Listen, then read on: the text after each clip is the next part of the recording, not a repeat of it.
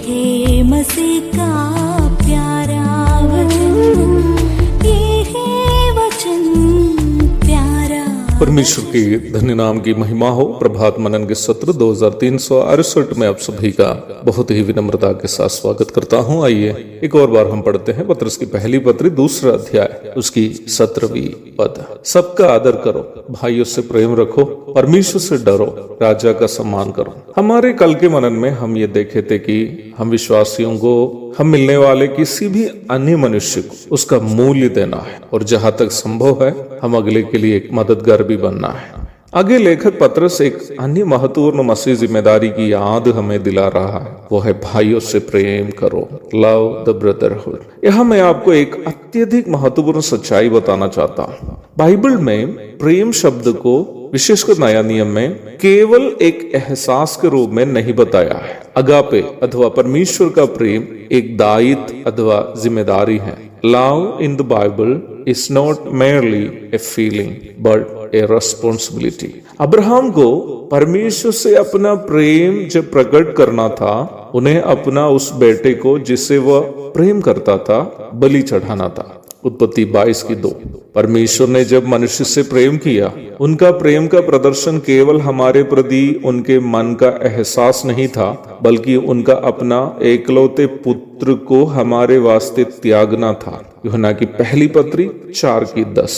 अनेकों पद इस तथ्य को साबित करने के लिए मैं वचन से आपको दिखा सकता हूँ। जब पत्रस विश्वासियों से कहता है कि भाइयों से प्रेम रखो, उनका कहना बस ये नहीं है कि केवल हम एक दूसरे के प्रति अपने अपने मन में प्रेम का एहसास करें। प्रेम करना यदि एक जिम्मेदारी है, तो हमें अपने भाई बहनों के लिए निम्न जिम्मेदारी को अवश्य निभाना भी है। याकूब निम्न सच्चाई को उदाहरण सहित अपनी पत्री में स्पष्ट रूप में समझाया है। भाइयों के प्रति यदि हमारे अंदर वास्तव में परमेश्वर का प्रेम अगापे हो, तो वास्तव में उनकी जरूरतों के लिए अपनी क्षमता के अनुसार प्रदान करने वाले भी होंगे।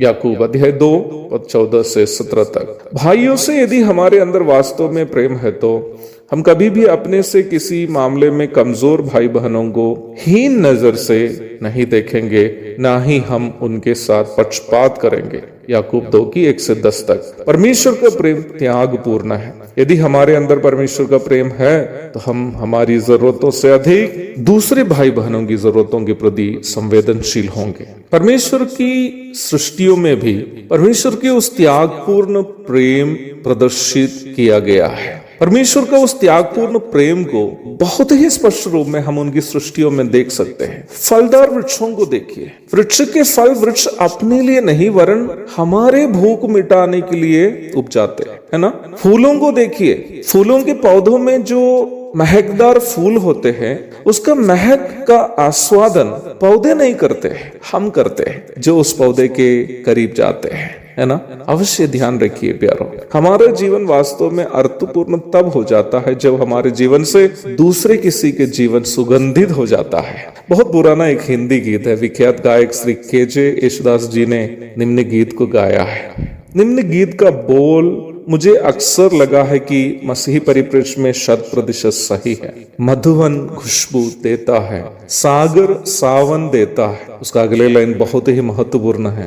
जीना उसका जीना है जो औरों को जीवन देता है। जीना उसका जीना है जो औरों को जीवन देता है। हमारे भाई बहनों से प्रेम करने के लिए जब वचन सिखाता है हमें, तो अवश्य ये ध्यान दे कि प्रेम करने का अर्थ वचन में दूसरों की जरूरतों में उनके लिए उपलब्ध होना, और प्रभु हमें जिन आशीषें दी हैं उससे अगले की आवश्यकताओं के लिए प्रदान करना भी है। यदि हम अपने भाइयों के लिए एक सूरज ना भी बन पाए, कम से कम एक दीपक भी अवश्य बन पाए, ताकि हम परमेश्वर का प्रेम जो पवित्र आत्मा ने हमारे मनों में डाला है एक दूसरे के साथ बांट सके। एक और शुभ दिन की धन्य कामनाओं के साथ आज का मनन में यहाँ समाप्त करता हूँ। प्रभु आप सबको आशीष दे। आमीन।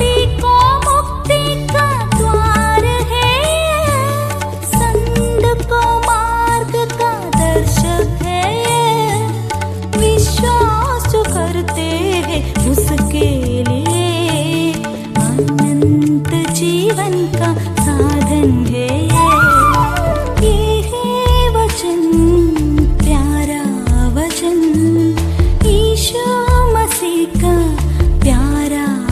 वचन